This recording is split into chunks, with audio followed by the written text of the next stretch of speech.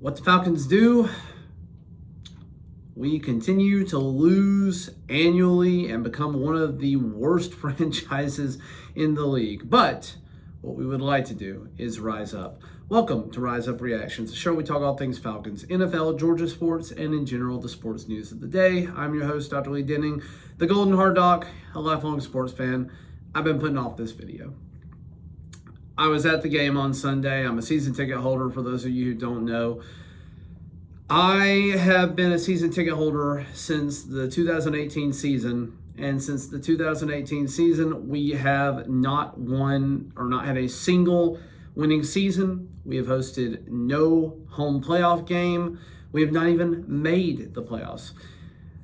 The Falcons Stadium ended up getting built in 2017. We are ready for play in 2017. We have never had a home playoff game in our own stadium.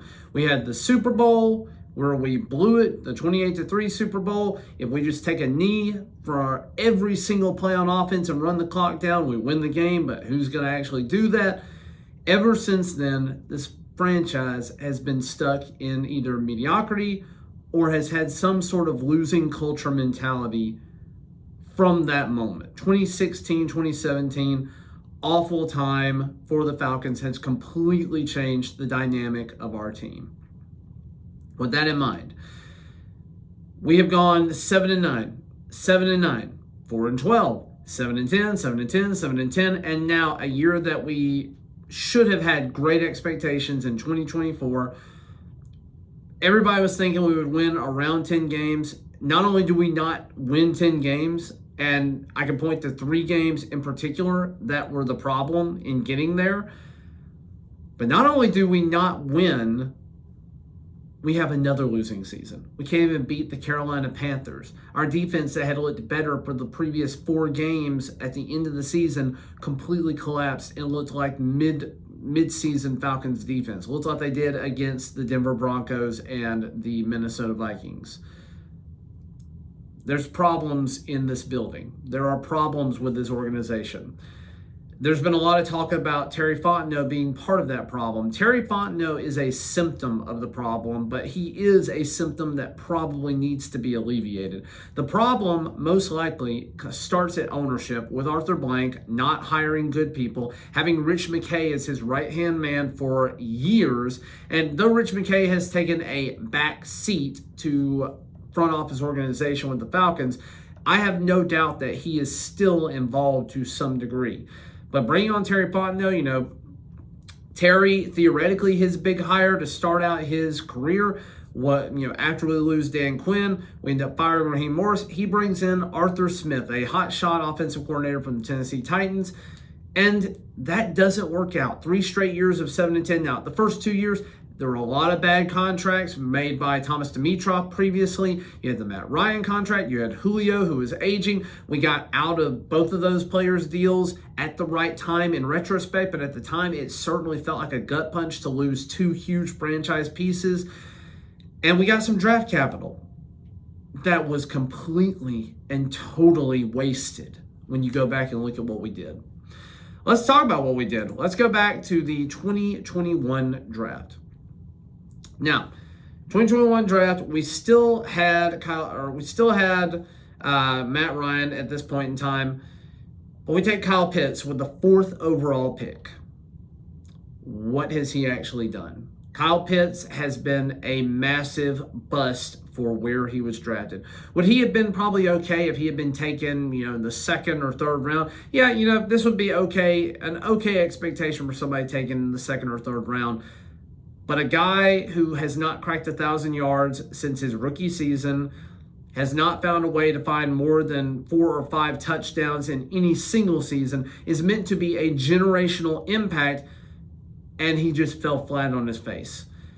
And you're talking about a draft that was generational for other teams, but for us, we took Kyle Pitts, turn around in round 2, take Richie Grant, who has been a complete liability, has played his last game as a Falcon, and we brought in somebody else to replace him this year because of how bad he was. And the only time that he actually saw the field, he was a complete and total liability after 4 years in the NFL, 4 years of real-time experience.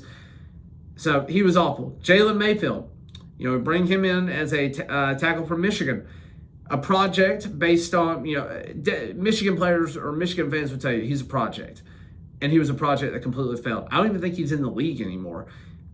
Throw him out there. He was the worst tackle, basically played worse than anybody else. I think we actually had him at guard. I don't think we had him at tackle. We put him in a position he's not familiar with. He is awful. He's a liability. He makes Matt Ryan look bad. And we end up getting rid of him. Darren Hall, I don't even think he's on our team anymore. We cut him. Drew Dahlman is the only thing. And I guess Taquan Graham to some degree in 2021. Later round picks, the only guys that I can say have had any impact. Drew Dahlman is the best player we took out of this draft, and we're probably about to lose him because we have once again, thanks to Terry, made a bad contract with a quarterback that was hurt, that was aging. And again, I was excited for the Kirk Cousins deal at the time. I was excited for Kirk Cousins if he could be anywhere near his form in the last couple of seasons, and he has not been that. I'm sure Kirk Cousins is a wonderful person to grab a beer with, to go hang out on a weekend. He seems like a really genuinely good person, a genuinely fun person to be around. But that doesn't translate to talent at the NFL, especially not after the injury. His lower body injuries have now cost him his zip on the ball and his 4-game awful stretch. I'm actually going to say it's a 5-game awful stretch towards the back end of the season where he threw 9 interceptions to 1 touchdown. That cost us the season ultimately. And it was his decision-making that we needed from all of his previous years of experience, and his decision-making and lack of mobility turned him into a garbage quarterback for NFL standards. I don't think he's going to find a starting job again. I don't think he's going to have success again, no matter what happens, whether he stays on as a backup, a very expensive backup, or whether we cut him and move on and eat up, $65 million. I don't think we're going to trade him. Who in their right mind would trade for him at this point in his career? I wouldn't. I'm not an NFL GM, but I wouldn't touch that. I've seen how he plays. I've seen his decision making. I don't like it. Taquan Graham, we're probably going to lose him, or hopefully maybe bring him back on a really cheap contract. We don't have a lot of draft capital this year, so we're going to have to make do with the players that we've got and hope to find some cheap deals through free agency.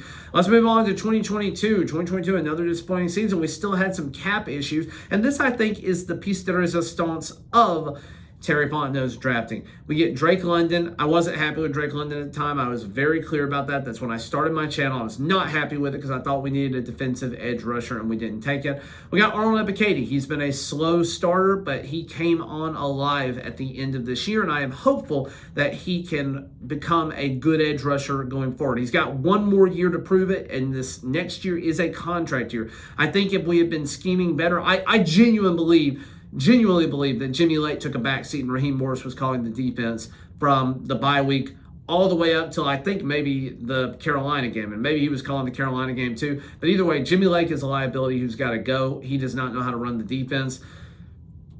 But Arnold Ebiketie, pretty good guy overall. I don't think he was worth this, the second round pick we took him at. And if I remember, we traded up for him a few spots. I think he still would have been available where we were picking, but we did trade up for him. Ended up taking him 38th overall, and he's been okay. He has not been great, but he's been okay. Troy Anderson, injury. I was so excited for him after the Saints game, but that Saints game where he came alive and helped us win earlier this season really started showing out. He missed all of last year with an injury, started showing out this year, and then he got hurt at the end of that game on a meaningless special teams play. And it was never the same for the rest of the season. So right now, he's a mixed bag, but I am hopeful that at the start of next year, he can be good. He was a raw guy when we took him. Again, I think he could be a good player, but again, a contract year, and he gets hurt a lot. Then we had Desmond Ridder and D'Angelo Malone. Desmond Ridder no longer on the team, obviously a bad pick. And then D'Angelo Malone, who we don't know what the heck to do with because we've changed defensive coordinators so many times, and he does not fit the scheme for anybody. Trying to move into inside linebacker was an awful decision against the Commanders, who he blew a 3rd and 22 with a pass interference on. So he's gone as far as I'm concerned. Tyler Algier, Turner came out of this draft. He's been fine. We no longer have Justin Schaefer for the offensive line on practice squad, and then John Fitzpatrick no longer fits the needs of this team either. So neither one of those guys are probably are really related to the team anymore. Then we end up, getting a new defensive coordinator. I think the free agency between 2022 and 2023 was incredible for Terry Fontenot. That is where you get your Ryan Nielsen as the defensive coordinator. That is where you get Jesse Bates, David Onyemata, peak David Onyemata, I should say, Caden Ellis. You end up bringing in Bud Dupree and Calais Campbell. I was excited for this season. I thought that this was going to be a pretty decent year. We had a lot of money. And again, this was Ritter's year to be the quarterback. And he had shown some decent things in the last 4 games of 2022. Thought that he might be a serviceable quarterback, and boy, were we wrong. Could not have been further from the truth. We didn't address the quarterback position in free agency. We didn't do anything in the draft to try and address it. And it cost us. We ended up going 7-10 again. But I would say that the free agency for that season, where we finally had money, was actually pretty impactful. But, we ended up taking Bijan Robinson in the draft. Again, I love Bijan. He is a great player. He is going to be a generational running back, and he is probably the best running back the Falcons have ever had. And I say that with a grain of salt, knowing about what we're done. Michael Turner, all of these guys, Andrew, you got Jamal Anderson. I know about these guys, but I don't remember any of them being as dynamic as Bijan. But we still needed an edge rusher. We still needed defensive weapons. Our defense was very good this year, and I think that was because of Ryan Nielsen. The worst thing about losing Arthur Smith at the end of this season was not that we had to go coach searching again. I was perfectly fine to move off from mediocre Arthur Smith, but it was losing Ryan Nielsen. I would have rather Ryan Nielsen been in the contention for the head coach position than, lose him altogether. He made this defense a top 3 run defense in the league. And this year, we have been a bottom 10 run defense in the league with virtually the same group of guys. There's something to be said about coaching there. But we end up taking Matthew Bergeron. He's been pretty decent at the left guard position. We get Zach Harrison, who we wanted as a defensive edge rusher, but we refused to use for some reason. They made him bulk up about 15 or 20 pounds in the offseason. And then when he was on the field in the second half of the season, looked great. But guess what? He wasn't on the field very much because we ended up doing things with Matthew Judon and Lorenzo Carter, and neither one of those guys are significant players for this team at this point in time. We ended up getting Clark Phillips III and DeMarco Hellams. DeMarco Hellams was hurt all of this year, got hurt in preseason. I think that really threw the Falcons for a loop. I think they were counting on having him this year. Clark Phillips III, he had a great back end of 2023. I would say he's been a mixed bag this year. We really need him to be a slot corner, and I don't know that he's really that good at that position. But, anyways, we come into 2024. We have expectations taking Kirk Cousins with a $100 million contract, or $180 million. I think $100 million of it's guaranteed. Maybe it's only $90 million. But then we get to the draft, and everybody and their brother is thinking, okay, the Falcons have a quarterback. We don't know what Kirk Cousins is going to be, but we have a quarterback, and let's see what happens. Michael Penix, number 8 overall. The internet goes crazy. The Falcons lost the draft. The Falcons are stupid. And I'm glad that we have Penix now. I am glad, but I wish we never hired Kirk Cousins. If this was the plan the entire time, I wish we had never had Cousins. I don't think Cousins has taught Penix anything significant. Maybe there's some teaching that's been going on in the background for, the first 13 or 14 weeks of the season that none of us know about. And that has really been what propelled Penix to be good. But Penix hasn't seen a quarterback that can escape the pocket. He doesn't know what that looks like at the NFL from our own team. He hasn't seen a guy with zip on the ball. He's having to think about things differently as a left-hander than a right-handed quarterback. I don't see that translating from Kirk Cousins to Michael Penix. So I think Penix was ready to come into the league right from the start. I think he probably would have taken us to a 9 or 10 plus win season overall. And I think we would have looked better or more consistent throughout the entire year doing it. So I wish we had taken Michael Penix or Kirk Cousins, not both of them. And that's where the problems really started this year. Then we trade up for Ruka Rororo. We refused to play him for the first half of the season. I don't know what the deal was. He was a healthy scratch for like the first 6 games of the year. Then he did get hurt with an ankle injury, but he looked good on the run for when we did see him. Braylon Trice went down with I believe it was an ACL injury. Again, preseason loss. Brandon Dorlus took him in the 4th round. Never saw him. But again, we had an oversaturated defensive tackle room. We had Eddie Goldman in there. We had Kentavious Street in there. We had Taquan Graham, David Onyemata, and then we also had Grady Jarrett. Where were these guys that we're taking going to fit in this year when we needed them? This was a draft for the future with basically nothing being useful this year. J.D. Bertrand had his moments, but he was not great. He was definitely a liability half the time he was on the field as a 5th rounder. Jason McClellan, he's hidden on the depth chart somewhere. And Casey Washington, probably would have been useful at the end of the season with some injuries, but he's been hurt too. Zion Logue, we lost. That was a wasted 6th-round pick. So I'm frustrated overall with this Falcons team and what they've done with the draft. We bring in Jimmy Lake this year. Jimmy Lake is awful. We get Raheem Morris back, an uninspiring pick at the time, and even more uninspiring now. Let's talk about why the Falcons are not at least 11 wins this season. Let's talk about even losing the Carolina game. Let's talk about why we're not 11 wins. We haven't talked about this at all. First off, New Orleans Saints in New Orleans. Younghoe Koo. That game is completely on Younghoe Koo, missing 3 field goals, all of which should have been makeable for most NFL kickers, maybe not Riley Patterson, but they should have been makeable for most veteran NFL kickers. He's fallen off of a cliff, and we're probably going to cut him at the end of this year. He was only 73% on the year. So Koo cost us the New Orleans game in New Orleans.